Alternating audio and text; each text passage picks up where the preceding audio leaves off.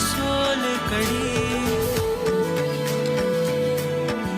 भाकरी कालवणाची चव लयनारी कोकणाची बायू जेवणात भारी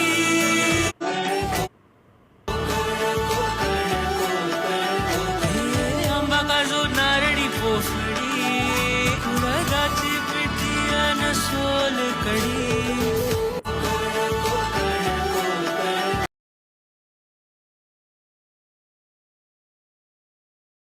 يلا يلا يلا يلا يلا فجر فجر